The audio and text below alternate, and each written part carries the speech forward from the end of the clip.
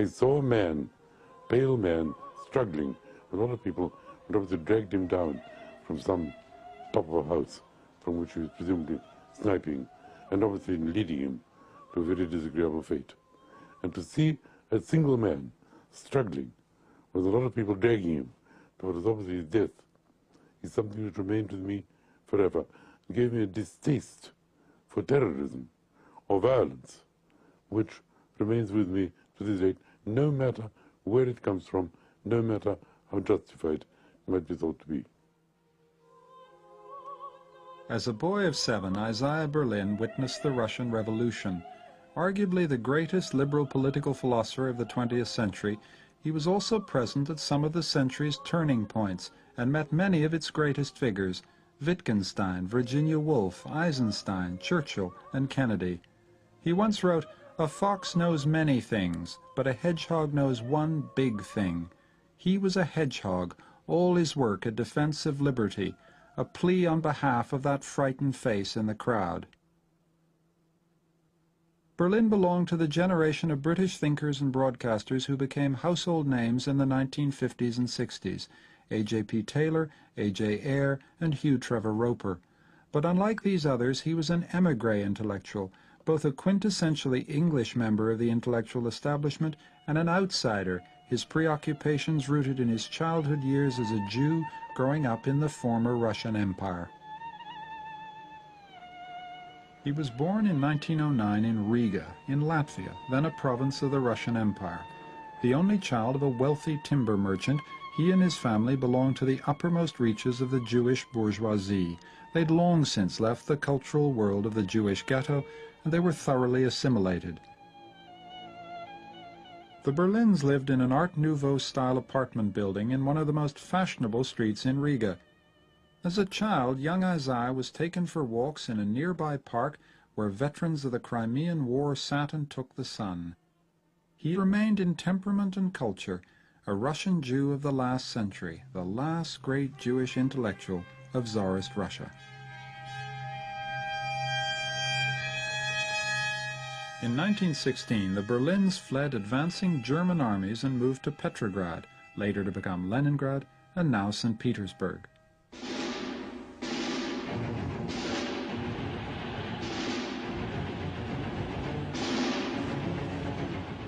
His experience of the 1917 revolution and of the hardship that followed under the Bolsheviks inoculated him forever against the Soviet system.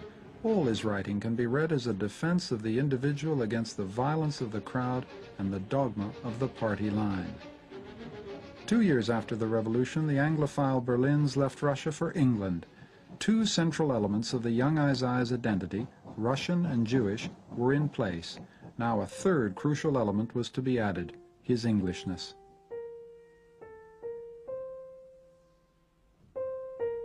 The Berlins came to England in 1920 and settled in Surbiton in Surrey. Isaiah's love of England was colored by the moment when he first encountered it. It was the England of Kipling, King George, the gold standard, and empire. If the English took to him, it was because he offered them back an émigré's version of their favorite myths. How much English do you speak when you arrive? I knew Daisy, Daisy, give me your answer true. I am half crazy, all for the love of you. It won't be stylish marrieds. I can't afford a carriage. I will pronounce it. But you look sweet upon the seat of a bicycle made for two. That I knew by heart. I knew the word bicycle, therefore. I knew about 40 other English words. The first thing I did on arrival, in the morning, when we were given a delicious dish of eggs and bacon, which my family consumed without the slightest self-consciousness. So that religion... Pretty spectacular violation of kosher laws to have bacon. It evaporated by then. They're both what's called emancipated. Later, my mother changed back to old habits, but at that time, she was perfectly free. What did you do when you arrived? I played God Save the King with one key on the piano, one finger. It indicated the early diversion to the new life. You come as a complete stranger, a foreigner, without any English, right, to an English school. To a very English school. In suburban Surrey. Correct. And very quickly you get on. How can you account for your ability to swim in this new world? I'm a natural assimilator. I think I'm naturally assimilate myself, adjust myself to milieus in which I live. This may be due to having to sort of be bundled out of one country into another. I can't explain it. All I can say is that I began playing football and cricket quite soon in the school league and quite enjoyed it. When do you think you felt really at home in English? How long did that take? I don't think I could have felt totally home in English in my first year. Although I did take part in the Christmas play of my school, which was Babies in the Wood. I was second murderer, and all I was made to say was, I'm a-comin', I'm a-comin'. I said that. What was it like to be an only child? It must have been a bit suffocating to be inside that cocoon. It should have been. And maybe it was. But I don't remember it was suffocating. It is true that when I went to Oxford and was free of my family and lived by myself in a college, I felt liberated from something. You then go to St. Paul's School through the 20s. Remember, I have very little imagination. What? I don't regard myself as very imaginative, and I don't think the English are very imaginative. And so it fitted quite well. You have your feet firmly planted on the ground. Without knowing it, I think. Yes. The ground is firm, my feet are firm, but I'm not aware of being planted firmly. I'm not aware of the possibility of flying. Berlin went up to Oxford in 1928 at the end of the Brideshead era. It was an Oxford dominated by the male public school ethos, by unquestioned class privilege, and by a rather precious ideal of gentility.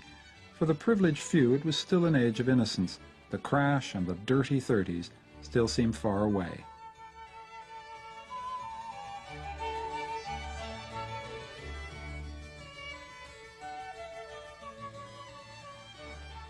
The image one has of Oxford is very much set by Brideshead Revisited. It's a kind of fabled world. Now, what exactly is this Oxford that you come up to in 1928? Give me a sense of the atmosphere.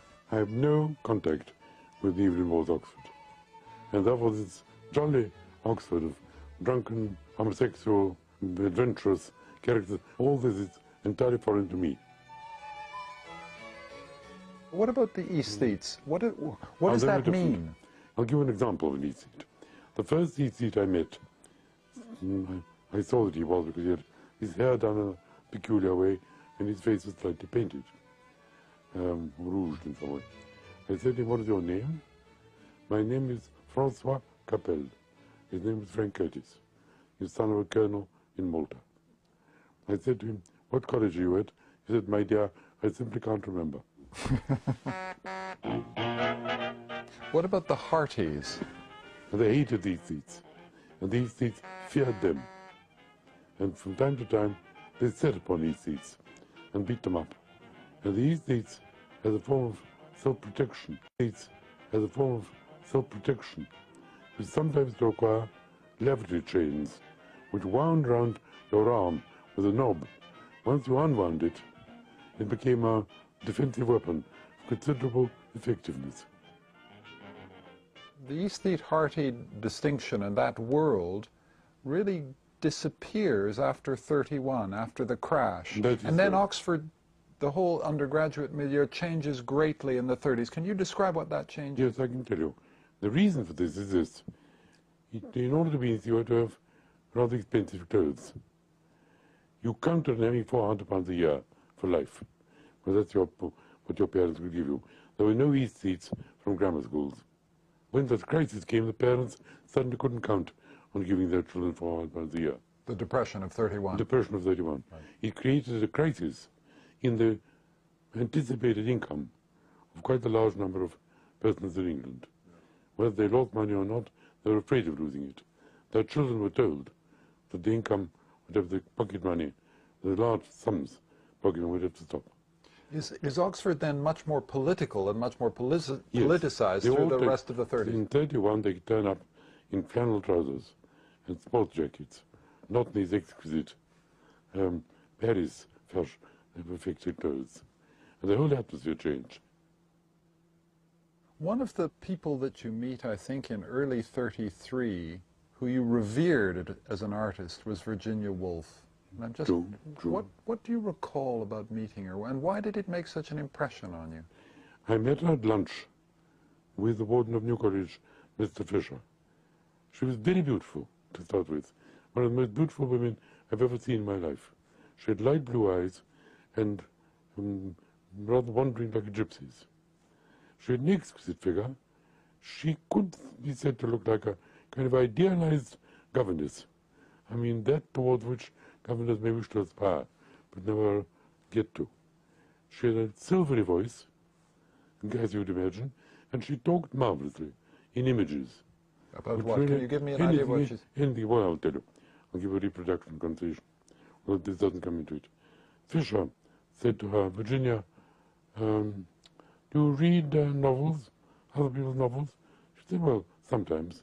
She said, what about Scott? Do you ever read Scott? No, I think it's rubbish. There was silence.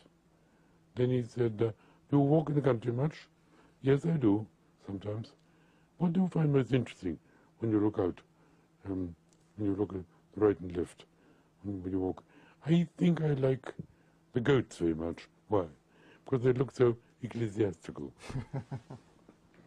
And she looked at me. I don't think I uttered a single word. But she wrote a letter, about 2 letters, about me. One to her sister, Vanessa, and one to my nephew, Quentin Bell, on the same day. I spent a night with the Fishers at the warden's lodgings. Oh, dear, what a farce. There was the great Isaiah Berlin, a Portuguese Jew by the look of him, Oxford's leading light, a communist, I think, a fire-eater. I had the usual undergraduate talk and argued with Isaiah, who was very clever, much too clever, like Maynard in his youth, a violent Jew. Berlin never faced outright anti-Semitism in England, though he never forgot that he was an outsider. But he was also a rising intellectual star, one of the coming young philosophers in Oxford. In 1932, he was the first Jew to be elected to All Souls, and only the 3rd Jew ever to be appointed a Fellow of an Oxford college. I never for a moment thought that I would be taken. Partly because I was Jewish. They certainly had no Jews for me. And I had a feeling that it's the kind of college which probably wouldn't take someone quite as eccentric in origin. Russian, foreign, Jewish, not that type, I thought. But what's astonishing or interesting or significant about All Souls is that it's a junction point between Oxford life and the British establishment. Let me explain. My first term in All Souls, 1932, the first man I met was Sir John Simon, who at that time was Foreign Secretary, who said to me, I think there's going to be a commission on India, of which I'm going to be a member. If you have any thoughts about India, would you write them on a postcard and let me know? I took him seriously. I didn't do it. I thought he meant it. He couldn't possibly have done. I then met Geoffrey Dawson, who was editor of the Times, and a very, very influential figure in the Conservative Party. So you're barely in your early 20s, and you meet at one fell swoop through All Souls the key figures of the British establishment, the political life in the 30s. If you were in All Souls in the 30s, you could discover very easily how England was run, who were the important people, because these people came to the old school and talked freely, and they brought guests with them of equal importance. And in the evenings, people sat round a fire and had arguments. The junior fellows, senior fellows, the Londoners, non-Londoners, it was full of political life. The resolution reads that this House will in no circumstances fight for its king and country. Those in favor, please signify. In the darkening political climate of the late 30s, Britain was divided over how to deal with the growing threat from Hitler and Mussolini. Many of the leading appeasers, Sir John Simon, Lord Halifax, and Geoffrey Dawson, were fellows of All Souls, and they'd come down to Oxford at weekends and defend the policy of making a deal with the dictators against their young critics, including Berlin. What these people above all thought about was the Soviet Union, and they feared communism more than anything else. And they thought that Hitler, though rather awful, and the Nazis, though rather awful, were a shield against Russia, which was worse, more dangerous to the British Empire and to them. Let me tell you a story which you won't hear from anyone else. Sir John Simon was Foreign Secretary in 1935. During the Italian-Abyssinian War, we, the young fauve of All Souls, gathered around him and said, why don't you impose oil sanctions on Italy, which was then talk. Sanctions were imposed, but not oil sanctions, because that might have crippled. He said, you young people want me to impose oil sanctions on Italy. Supposing I do, Mussolini may fall. And then what? Communism? That story never got out of school. Now, you are fiercely anti-communist, but you're on the left. Yes. You pack parcels for Spain and things. I'm not very political, but so far I have views. What do you mean you're not very political? Well, because I was never interested in politics as such, in spite of being a professor of it. Politics were not in the center of my thought. The center of my thought was literature, the arts, and people. Why do you think this pattern of avoiding political commitment emerges in you? What is it about you? I don't think I avoided it. I simply didn't have it. I just wasn't terribly interested, because I wasn't interested in day-to-day events. I was more interested in what might be called, it sounds a very conceited thing to say, in the more permanent aspects of the human world. I mean, such as art or literature, not the daily papers. It might be called, it sounds a very conceited thing to say, in the more permanent aspects of the human world. I mean, such as art or literature, not the daily papers. Not this, except for my Zionism. That was a genuine political movement, and that I was devoted to and conscious of, always. Almost unnoticed by the world, a new Jerusalem has been arising outside the ancient walls. A new Palestine in the land of promise.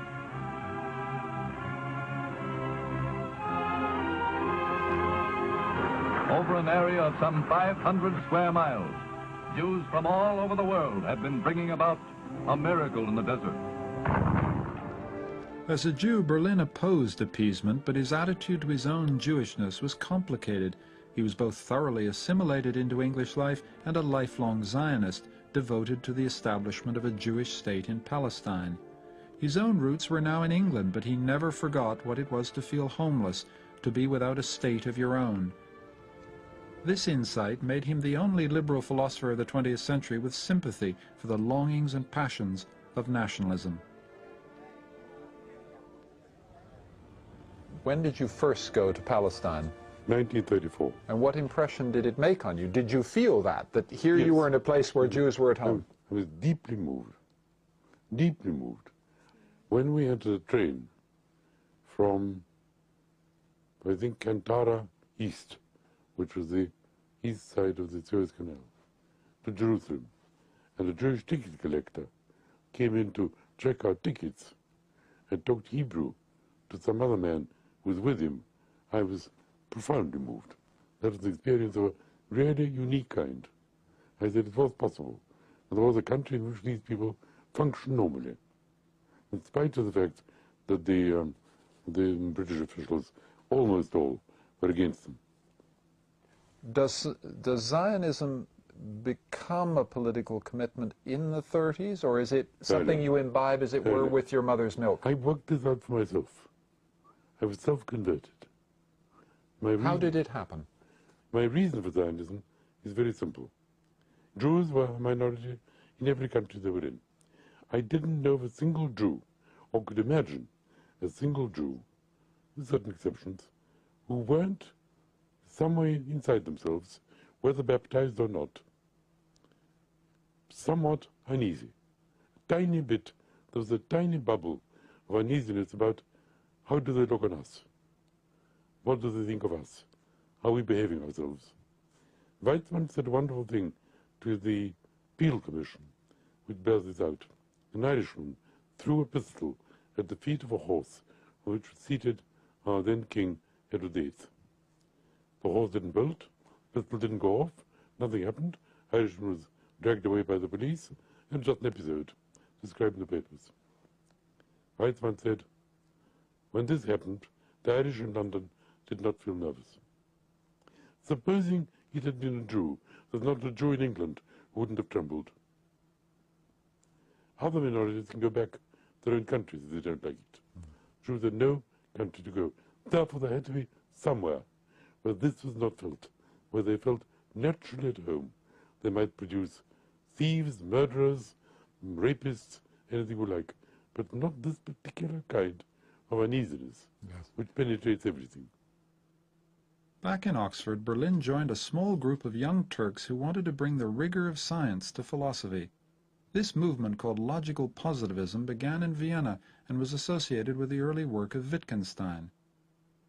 Still only in his 20s, Berlin was soon testing his wits against the toughest and brightest young philosophers of his day, A.J. Ayer, Stuart Hampshire, and the redoubtable J.L. Austin. Austin opened by inviting me to expound a thesis. I selected C.I. Lewis's doctrine of specific, sensible characteristics, and said what I thought. Austin glared at me sternly and said, "Would you mind saying that again?" I did so. "It seems to me," said Austin, speaking slowly, "that what you have just said is complete nonsense." 1935, 36, 37, there begin to be in your rooms at All Souls a series of meetings involving A.J. Ayer, John Austin, yourself, Stuart Hampshire, a number of other key figures. One other, two others. And what's occurring turns out to be a revolution in British philosophy. Can you describe what happened in those meetings and why they're so important? Well, Freddie Ayer wrote his book on logical positivism in, I think, 35. And we all read it with great enthusiasm. I read it in manuscript, made some objections, to accept it. It put in quite a nice footnote with my help. But that was a liberating. I never believed in logical positivism. But it was a liberating influence. Why liberating? Because it swept away a lot of cobweb-like metaphysics. One didn't have to read Hegel. One didn't want to read anyway. One didn't have to read reams of continental philosophy, which seemed like some kind of secularized religion. One didn't have to read Heidegger. One didn't have to read any of these other people. Things were clear and precise and totally honest. You knew what you believed. You knew how to verify these propositions. You knew what the world was like, how to talk about it. Hugely liberating effect. We were destroying in order to create. The dust which we swept away will not easily settle again. I believe that we set a standard of honesty and rigor which will always provide a barrier to the charlatans, windbags, and apostles of unreason whom philosophy fatally attracts. Then I met Austin, who was elected to All Souls a year after me.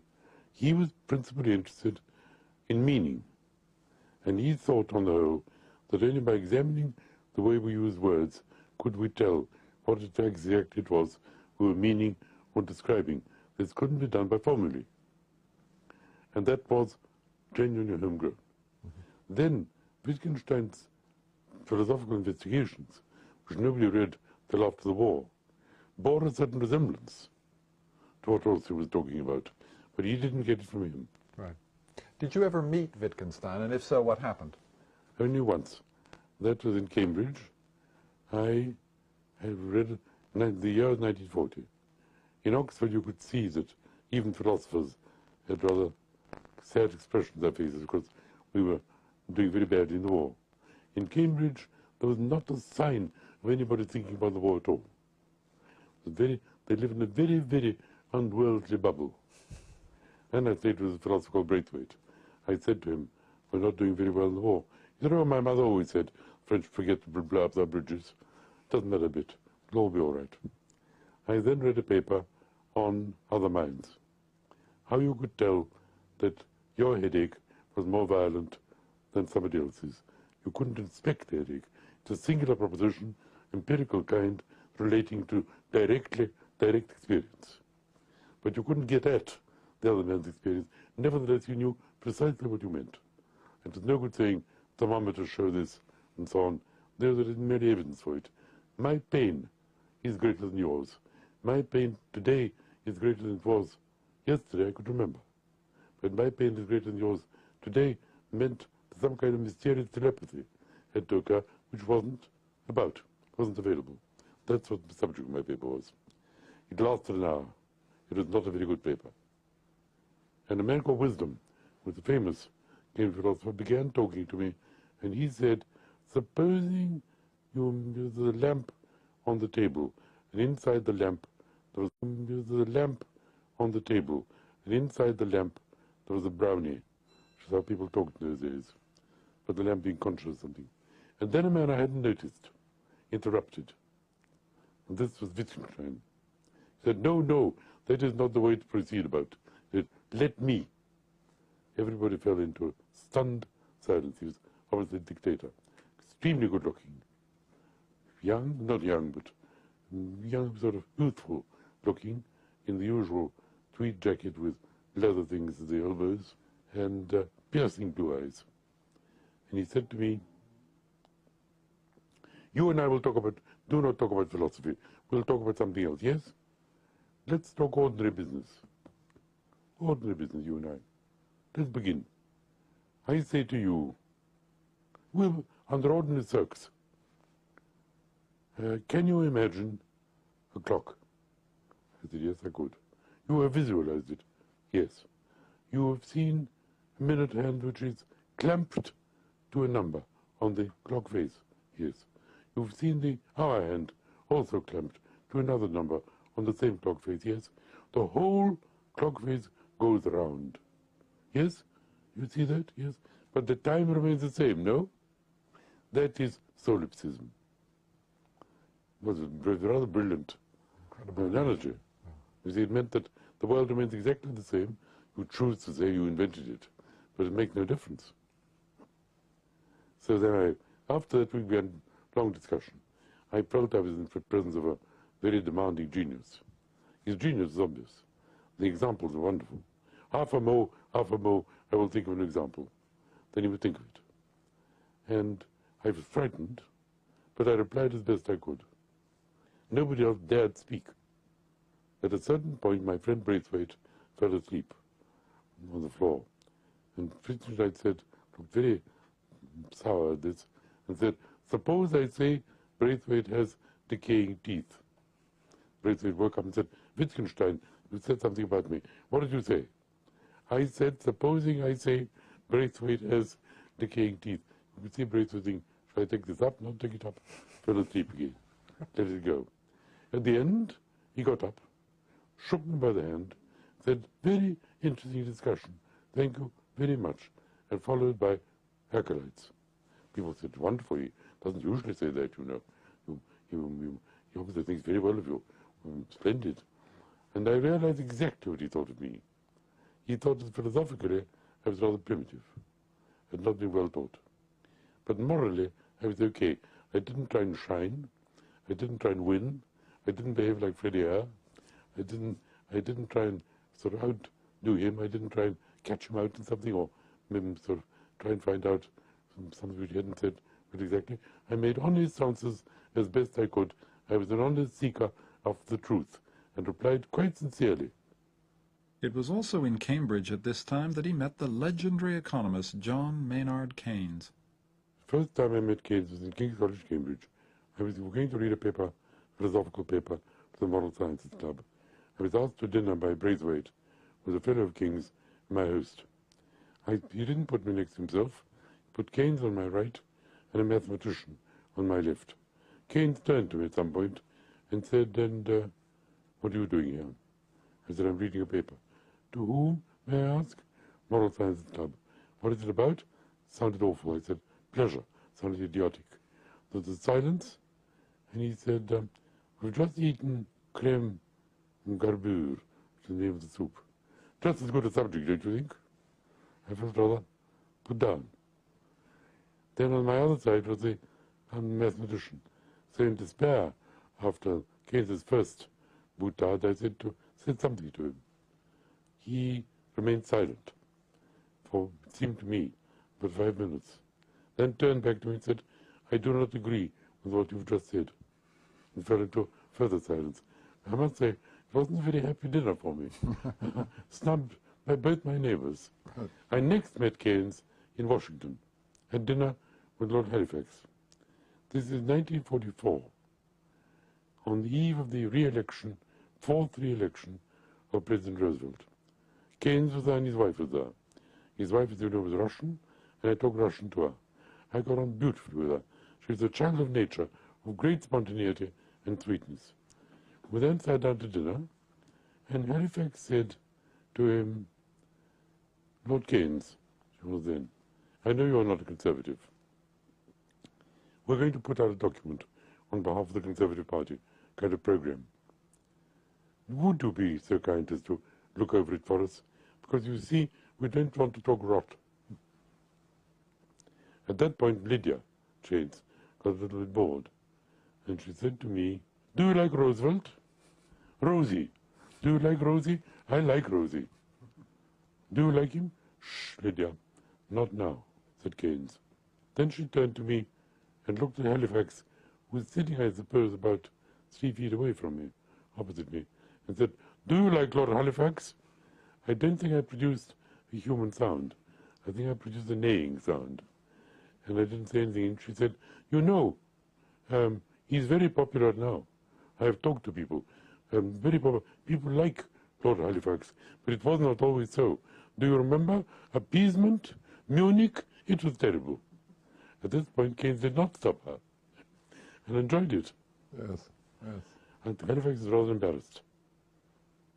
During the 30s, the major piece of work, you produce important philosophical papers, but the book you produce is a biography, a study of Marx. What drew you to Marx, apart from the fact that somebody assigned you to do it? What was it that held you about Marx as a project? I thought to myself, Marxism is going to be more important as the years go on. I'd never read a word of Marx. And that Marxism was obviously a growing movement. 1933, whenever I was first asked to do it. I ought to know about it. If I don't write about Marx, I'll never read him, because I began reading him and found it incredibly boring. So I forced myself to accept this offer, and then began reading Marx in German, in English, in Russian. I read far more Marx than will ever be good for anyone else to read again.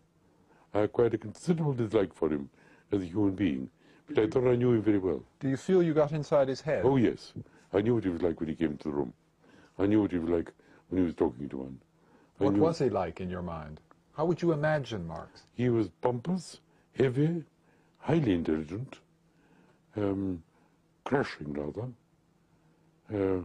made heavy German jokes, quite good, rather a bully, of a rather impressive kind. You felt in the presence of an intellectually powerful figure who wanted to dictate to one, didn't terribly want to know what one thought, wanted you to know what he thought. Now, the thing about the Marx book is that you produce a biography in which you get inside the head of someone who's as unlike you as it's possible to be. I'm sure. Now, how is it that you have this capacity to get inside the heads of Because I'm interested in people, that's all. There was a German poet in New Zealand during the war who was asked what kind of landscapes do you like best. He said, human beings are my landscape. It's entirely true of me. By 1940, Berlin was 30, a legend in Oxford circles, but unknown to the outside world. A young philosophy don, he'd only published a couple of articles and one book on Marx. The war transformed him. In 1940, he went to America, where he spent the rest of the war. He compiled a confidential weekly report on U.S. politics and public opinion, for the cabinet in London. The timing was crucial. America was becoming the dominant world power, and Berlin made important friends, people who were later to become the architects of the post-war world. The war took Berlin out of the cloister into the great world of statesmen and power, and although he went back to Oxford after the war was over, emotionally he never really returned. You arrive in New York in 1941, early 41, and your job is essentially to engage in propaganda that will get the Americans into the war. It wasn't called that, and we were never told to do it. But that's what you were doing. That's what we were doing. Right. It was called British Information Services, BIS. The theory was that if anyone wanted to know anything about Britain at war, we could supply the information. The information we supplied was supplied to us by the Ministry of Information, and was therefore not the whole truth, naturally and rightly. You had, as they say, a very good war. You go from New York, then you go to the embassy in Washington, where you compile this weekly press review of American opinion. Not based on the press entirely, based on general observation of the political scene. Right. And this was read by the cabinet and by the upper reaches of the British Civil Service? It went to the Foreign Office, and it was sent to the Prime Minister. These dispatches reached Churchill, and it had one very famous result for you. It made you a famous man. Can you tell us the story? In the spring of 1944, around March, Mrs. Churchill said to the Prime Minister of England that Irving Berlin was in London and that he'd given a very generous donation to some charity, war charity, which she headed, and that she wanted him to say something nice to Mr. Berlin and thank him for his generous gift. And Winston then had heard about me. And so then he said, no, I want him to lunch. I want him to lunch on Thursday.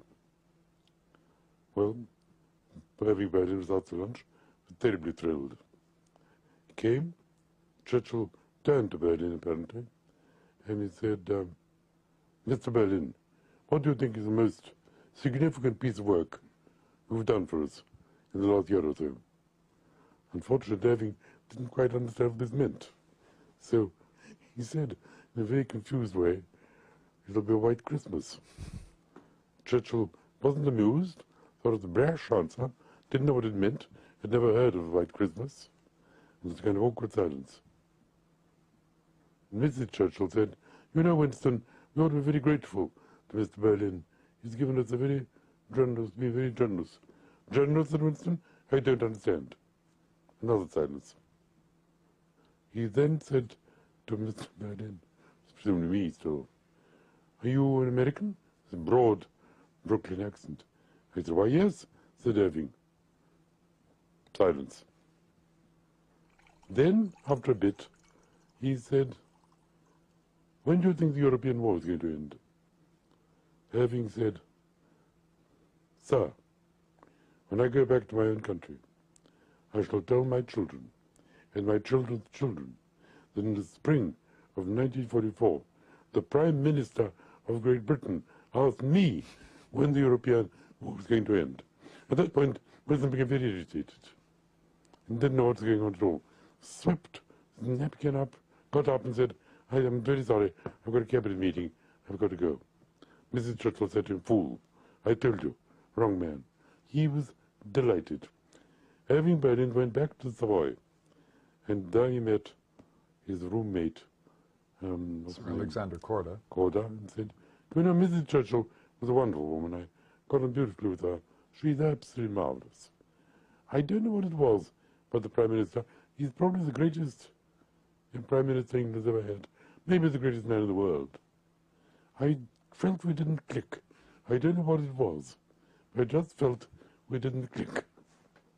Did you ever actually meet Churchill? Yes, I met him properly. Only once. I met him at dinner with other people. He talked splendidly. He was talking about the next war, which he was looking forward to. We shall have to decide, he said, whether we bomb Rome or Paris.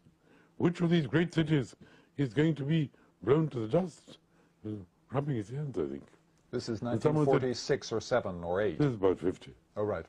And someone said, Mr. Crossman says, Crossman, he said? Double Crossman? Behind the bars with him. He said to me, who did you work under in Washington? Who is your ambassador? I said, Lord Halifax.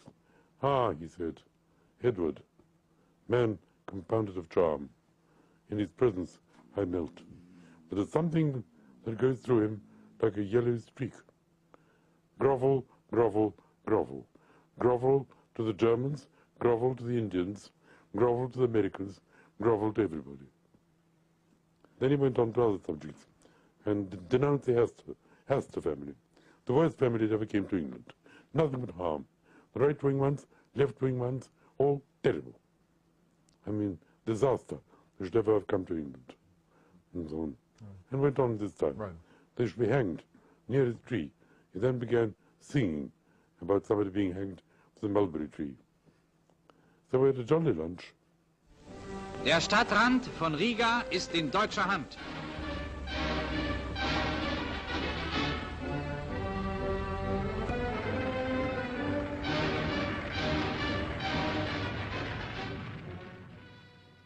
Let me ask you another thing about Washington during the war. It's in 43, 44, 45 that people become aware of what's happening to the Jews in Europe. You're a British official in the embassy in Washington, privy to lots of information and stuff. What did you know about the condition of the Jews in Europe during the war? Nothing. When I say nothing, it's exaggerated, but what I mean is, I knew, like everybody else, they were obviously abominably treated by the Germans, and by wherever the Germans were, whatever countries they occupied. I didn't know exactly what they did. I assumed that they were imprisoned them, tortured them, killed them, but I didn't know any details. And none was reported in the British Embassy. If you lived in the British Embassy circles, I did, quite comfortably, you did not hear about this, largely because the Foreign Office tended to keep it down. They said that in order to make the BBC completely credible to the people of Europe who listened to it, one had to be quite certain of the truth and dependability of its news. Nobody could quite know what exactly was happening to the Jews. That is one reason. The BBC was told not to make too much of it. The second reason was the Arabs. They thought they didn't want to appear pro-Jewish and pro-Zionist. But you must have, as a British official, met Zionist leaders in Washington during the war. Didn't they tell you anything about what was happening to the Jewish people? They did not. And I cannot tell you why. I learned about the gas chambers, I would say about, it's shaming to me, about January 45, and not before. There was nothing about the American press that I saw. There probably was on page 23 of the Times. No fuss was made about it. I saw that there were demonstrations by Jews who said the trains taking people to the camps ought to be bombed. But nothing was said about the fact that extermination was going on in the camps. The camps were concentration camps. Horrors happened. The idea of mass slaughter and gas chambers, I think other people knew much more than I did. As you know, the first news came at the end of 42. There was a German officer who got to Geneva and told the Zionist official in Geneva about what was happening. So it was known... Zionist official in Geneva about what was happening. So it was known as early as 42, but you don't... 43, I was ahead of 43. You don't really know until 42. January 45. But I was 11 in that. I think everybody else knew more. I mean, that's very ashamed. Somehow, if it was the British Embassy, he did not mention it. Nobody there ever said one word about it. Now, you had left behind in Riga significant members of your family. Yes. What happened to them in the course of the war? They were killed. There were a lot. When? Well, I suppose the official account, I can't tell you more than that, was they were killed in 41. That's when the Germans occupied Latvia. And who were these relatives? Well, I have two grandfathers. My grandmothers were dead. My two grandfathers were alive. One was blind, aged about 85. The other may have been 81. They were certainly killed. My grandfather's brother, who was head of the Jewish community in Riga, he was killed. His 3 daughters were killed. No, one died of cancer. Was fortunate enough to have cancer just before. 2 daughters were killed. Their husbands, whom I never knew, were killed. My uncle, my mother's brother, was tortured, not just killed. He took some part in resistance and killed. And when did you find out this news? At the end, long after the war. I did not know it during the war, nor immediately after. Nor did my parents know anything about this. One of the things that always puzzles me about your work is that there is a lifelong reckoning with communism and Soviet totalitarianism. But to my knowledge, there's no sustained piece of writing whatever about the extermination of the Jews and fascism and that whole abomination. I mean, it's something to which I have a sense you've just said, I don't want to write about it. No, I couldn't write about it during the war because I knew nothing of it. I mean afterwards. Afterwards, I didn't write about that sort of thing. There was no point writing about it. I thought the phenomenon of fascism, as far as I was concerned, was perfectly simple. It was absolute evil. Everyone knew it to be. There was nothing in particular that I could say that 2,000 people hadn't already said, whether better or not. It didn't occur to me that I had no opportunity of denouncing something which everybody in the world was denouncing. If you had asked me questions, I would have said what I felt, of course, bitter indignation. There is a silence about the Holocaust in his work, but also a subterranean preoccupation which runs through his writing for the next 40 years. The fate of his people, from 1917 to the Holocaust, framed his innermost convictions. His is the darkest version of modern liberalism, the one most haunted by our potential for evil and by our fatal longing for utopias which end in slaughter. The division of mankind into 2 groups, men proper and some other lower order of beings, inferior races, inferior cultures, subhuman creatures, nations or classes condemned by history, is something new in human history. This new attitude permits men to look on many millions of their fellow men as not quite human, to slaughter them without a qualm of conscience, without the need to try to save them or warn them. How have men reached such a pass?